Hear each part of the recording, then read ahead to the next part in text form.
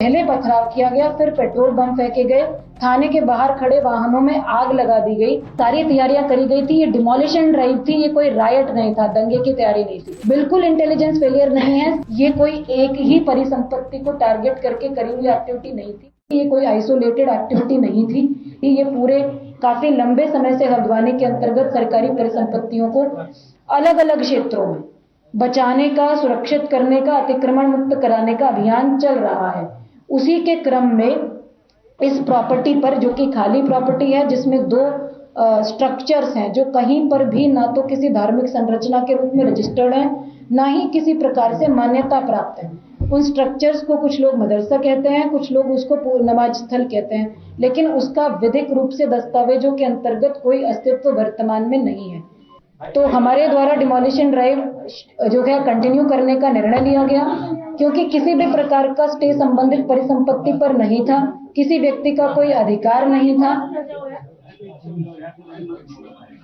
सामान्य रूप से एक विधिक प्रक्रिया अतिक्रमण हटाए जाने की अलग अलग क्षेत्रों में चल रही है, तो इस क्षेत्र में भी करी गई।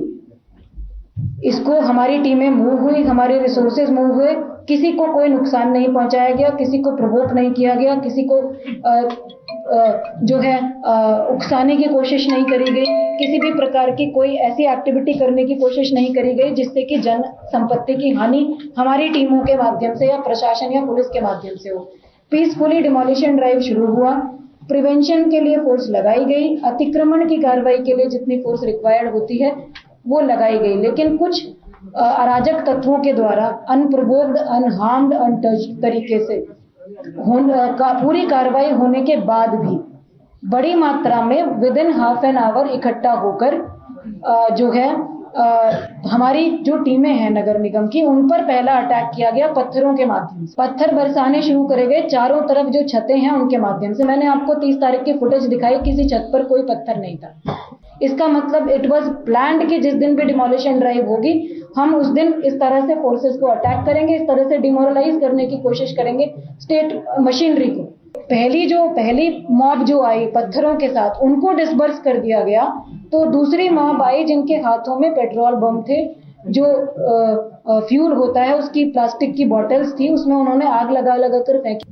तो उसके बाद जब पेट्रोल बम आगजनी की घटनाएं शुरू हुई और उसके बाद भी टीमें पीछे नहीं हटी, तो थर्ड स्टेप में उस मॉब जो था, अराजक तत्व, उनके द्वारा थाने का घेराव किया गया। पहले पथराव किया गया, फिर पेट्रोल बम फेंके गए, थाने के बाहर खड़े वाहनों में आग लगा दी गई। उसके बाद भी जब वो मॉब डिसबर्स नहीं हुआ, तो कुछ जगह से ये सूचना आई कि जो रिवॉल्वर होते हैं या वैध या अवैध है, वो सब जांच का विषय है।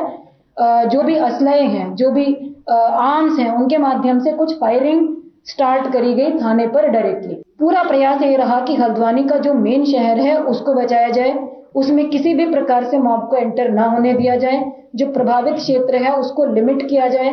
ये पूरा जो डिमोलिशन ड्राइव था, ये कोई आइसोलेटेड ड्राइव नहीं था। मैं पहले ही आपको एग्जांपल्स के साथ एक्सप्लेन कर चुकी हूँ। ये लगातार चल रही चीज थी।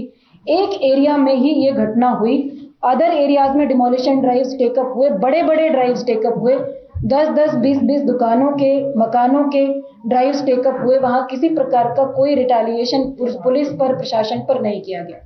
जिस प्रकार की घटना कल घटित हुई है, उससे ये प्रतीत हो रहा है कि जितना ज्यादा समय दिया जाता, ये हमारा मंतव्य है कि जितना ज्यादा समय दिया जाता उतना ज्यादा प्रिपरेशन बढ़ती और उतना ज्यादा हल्द्वानी में और ज्यादा जनहानि और संपत्ति की हानि के हालात उत्पन्न होने की संभावना बढ़ती। ये जो मॉब था, जिन लोगों ने भी ये घटनाक्रम कल घटित किया है, इस मॉब का पूरा प्रयास स्टेट के जो सिंबल्स होते हैं, सिस्टम के जो एडमिनिस्ट्रेशन के जो सिंबल्स होते हैं, लॉ एंड ऑर्डर की जो व्यवस्था होती है, कानून की जो व्यवस्था होती है, उसको चुनौती देने का प्रयास था।